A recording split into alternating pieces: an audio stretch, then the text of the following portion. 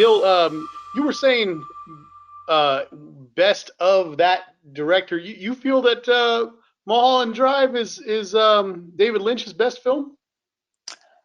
I might need to rewatch Blue Velvet, but I do feel like I've only watched it once or twice, but I've only seen it once. I do think because Blue Velvet is a really good movie, like moment to moment. Um, Yeah, but but like Mulholland Drive, I just really admire people that just play with the grammar. Like they take like movie structure and they take it to like a new level, like something that we haven't seen before. And I feel like he just does that in Mulholland Drive, but he doesn't necessarily do it in Blue Velvet. And I think it's just really special. Like to take like something deceivingly simple, like an actress that wants to make it in Hollywood.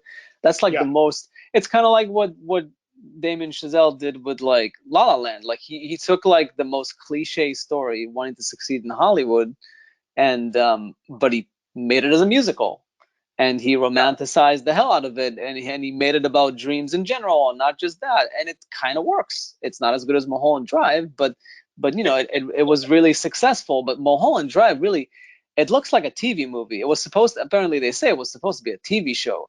It's shot like a TV movie, like it's shot so simply, but like it's a mesmerizing movie, like really mesmerizing. Like I think 2001 is like the only one that I put in the same category as far as like a movie that's just so simple, so like slow, but when you put all the pieces together, it's really like something else. Like I've like when I got that movie for the first time, maybe the third, fourth time that I watched it, mostly because I was too young when I first watched it.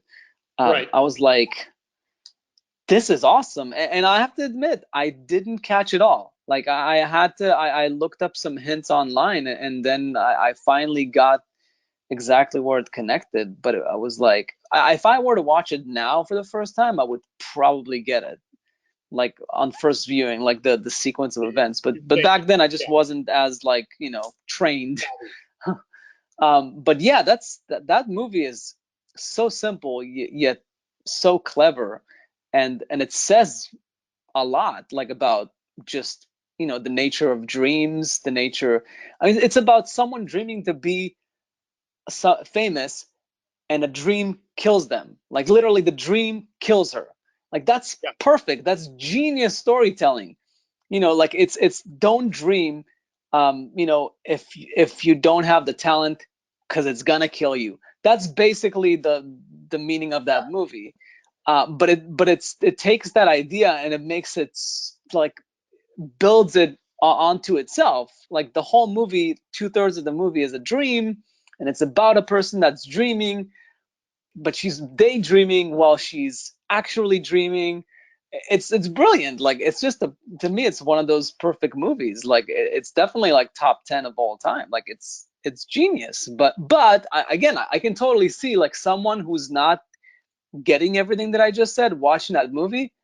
It's kind of boring. It's just like a woman.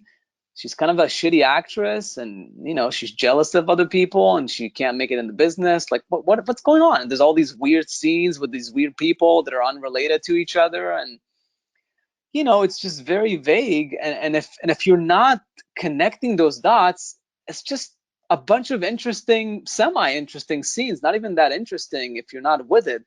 But if you're on the wagon, you know, Yeah. like a 2001 or like a Tenant, or if you're like on there and you're with it, and you're like, yeah, I'm not getting every sentence, I'm not getting every word, like I'm not with you completely, but I know what's going on here. I'm with you, I'm following through. Like when you get it, there's very few movies that are as satisfying to like you know to come to their conclusions. That's the way I see those movies. Not to say that they're the best movies ever. I mean, technically I do put those two movies like in my top 10, but like Mulholland Drive in 2001, Yeah. but I'm not saying that that's the only way to make a brilliant movie. So but it's just that's just those movies are so That's just satisfying, but are so frustrating at the same time, to some people, or to me when I first watched them and I was younger. Yeah. Yeah. The Elephant Man was better. I was, damn it. Which one? Which one? Damn it, The Matt. Elephant Man. I was waiting for an opening. Which one? Which one?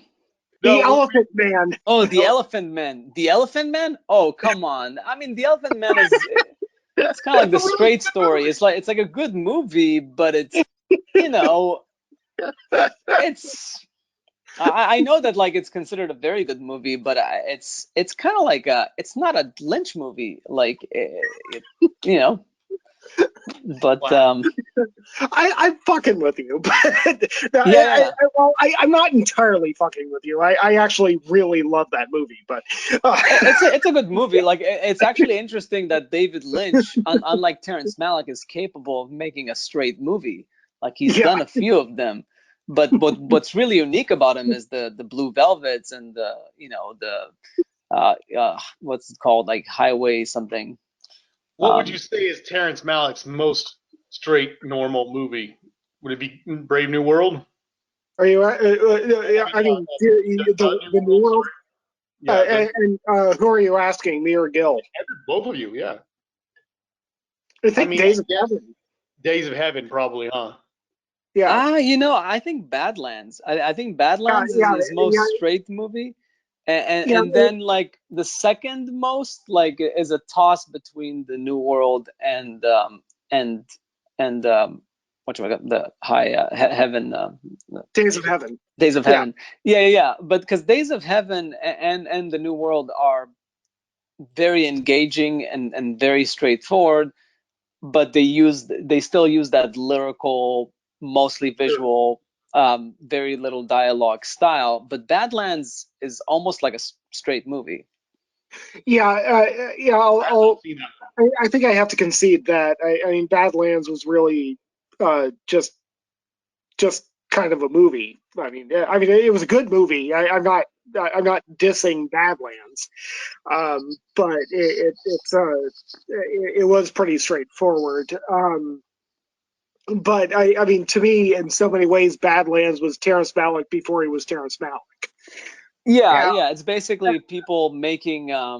It's in the same way that, like, for example, like nowadays there's like directors like Ari Aster and what's his face, the one who did the Lighthouse.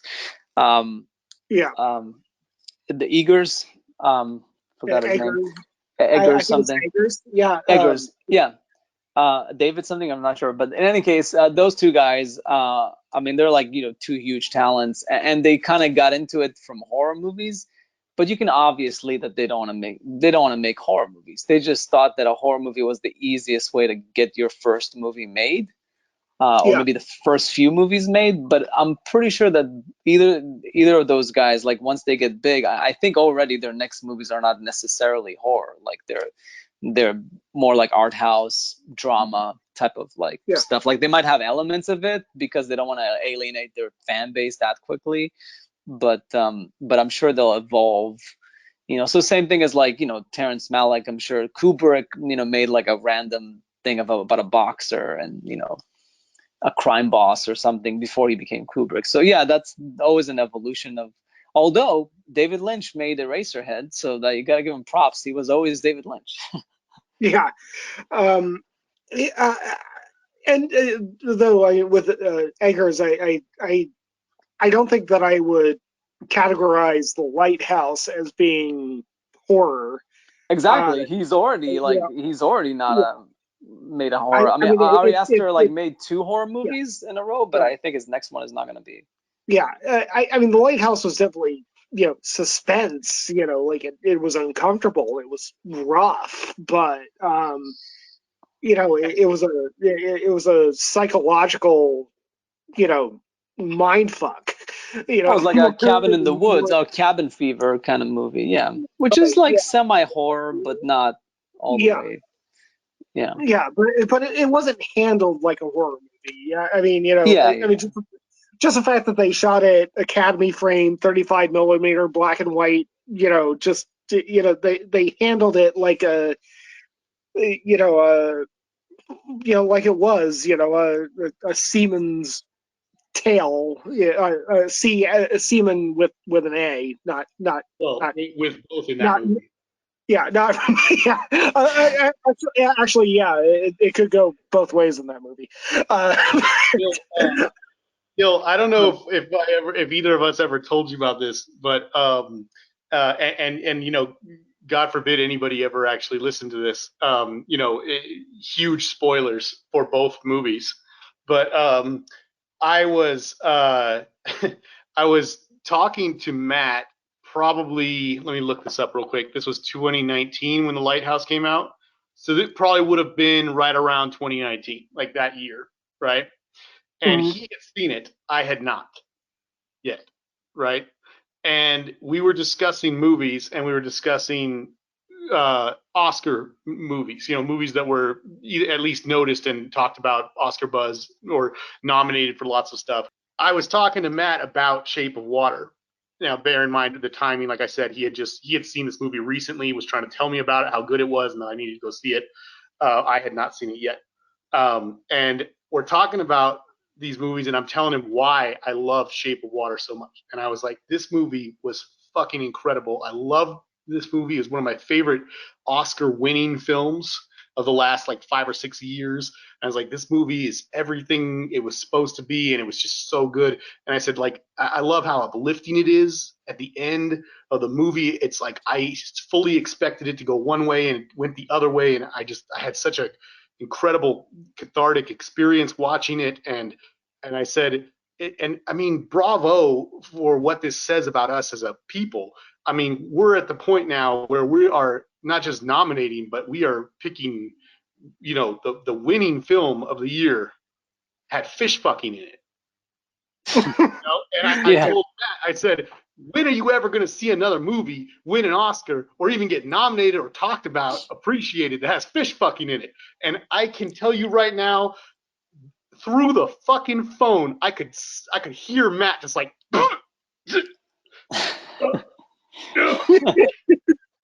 And it wasn't until about 3 or 4 months later when I finally watched the Lighthouse, and I was like, "Holy fuck, Matt! Oh my god!"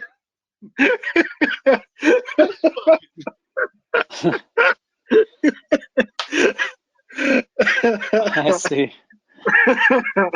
Yeah, there's a lot of Yeah. fish fucking. Who would have known? You know, maybe they come in threes. Maybe the first one was the South Park one with Do you like Johnny. fish sticks? Yeah. It's funny. I just thought about the other day. Like I went to Vaughn's and I was like getting my in the fish section, and the moment I look at the fish sticks, I'm like talking to myself. You like fish sticks? Like putting fish in your mouth.